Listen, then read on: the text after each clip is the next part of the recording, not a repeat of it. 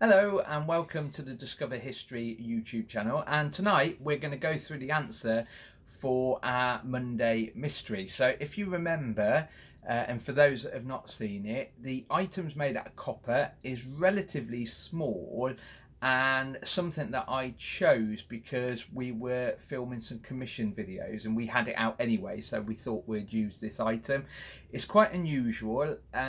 It is quite a difficult one, to be fair, which is one of the reasons why I chose it.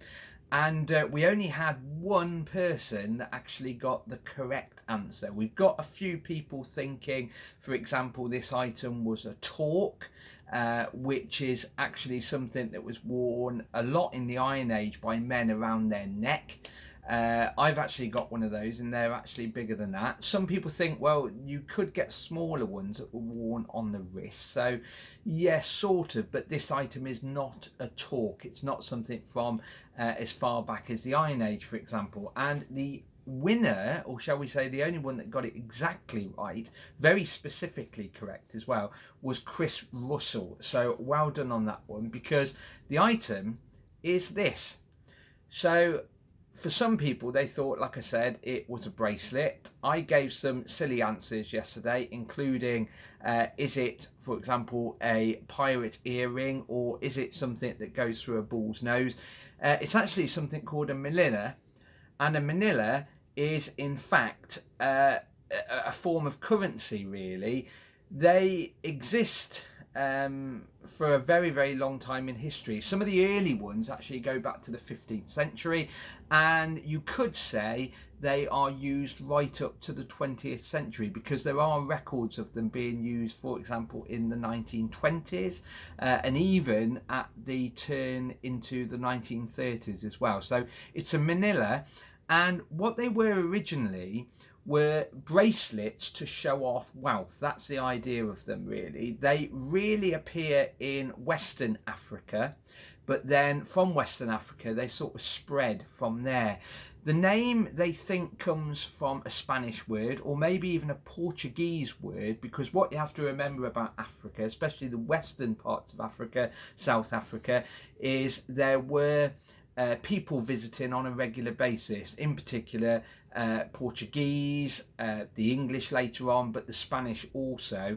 And they were spotted, basically. They were usually worn by women, and they were usually worn on the ankle or around the wrist as a normal bracelet. So for those that were saying, is it a bracelet or is it a torque, you're sort of right there, really. So they were really forms of wealth. So if, for example, a woman got married to a very, very wealthy man, they would wear a lot of these on their ankles or on their wrists. So that's what a manila is, really.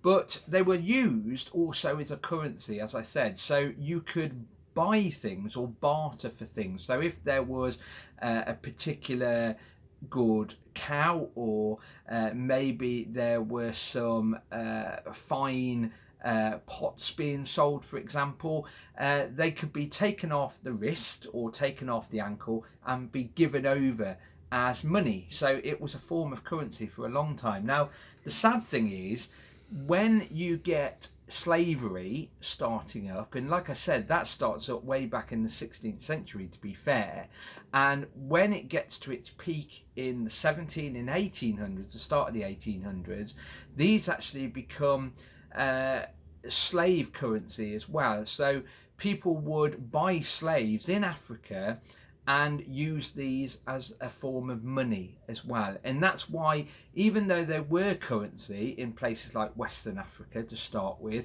and they were used for ornamentation as well. Look at how much money I have. For example, I've got 5 of these on my wrist. Sadly, by the age of empires as such, really, these had become to mean something else. And in some cases, you could buy a slave, be it a man, a strong man, or a woman, or even a child, and you would not just get a fee in gold coin, which was usual currency for many years. You could actually be told how much a person is worth just in Manila. So just in these bracelets as such. Now these could be made out of copper, like this one here. I did mention yesterday that this is a copper one, and the copper ones were sometimes referred to by Europeans as red gold was one of the terms it was used associated with currency. And if you think about it, when you look at copper, it is sort of a red gold. You get that colour, that colour of gold in it. You've got that yellow colour in it, but it's also got a red tinge. And later on, if we're doing a talk, for example, on the Bronze Age, and we talk about bronze, bronze has that sort of reddish colour to it, and that really comes from the fact copper is in bronze. It's the mixture of copper and tin together. These were also made out of bronze and brass, so they could actually be made out of a number of different materials really. Some of them are horseshoe shaped, completely horseshoe shaped and flat. Other ones, the most common ones, look like this one, and we don't use this when we're doing a talk about currency. We don't use this when we're talking about Africa, as that is not a specialist subject with Discover History or the history of Africa. We use these sadly when we're talking about slavery, and just the other day we were doing one of our commissioned videos for a school all about slavery, and we used them in that video. Now that video won't be available on YouTube. That is literally a commissioned video that we did for a school. In saying that, if there is anyone watching from a school or even a museum that would like a commissioned video, just let us know with what the topic is or what the subject is that you wish us to do a video on, and we can do a commissioned video for you. However, saying that, for everyone watching this now, we will continue throughout lockdown a daily video for free, obviously. So today we looked at a manila. This was our Monday mystery. So well done to Chris Russell, because you have got it spot on. Starting life in Western Africa and then sort of spread around from there really. But we use it in the context of slavery, sadly. Anyway, on that note, let us know what you want as a topic for a lockdown video. And remember, we cover any age from the Stone Age to the 1950s. So it can be literally anything that you want. It could be military history, it could be social history. And if you don't want me going on all the time, remember there are also videos available that Ian could also do. He's very much into his military like me, and in particular topics, for example, the Napoleonic Wars or the Battle of Waterloo in particular. So just let us know. Remember, this is as much your channel as it is ours. So as we always end, stay safe, stay in, and we'll see you tomorrow. Bye bye.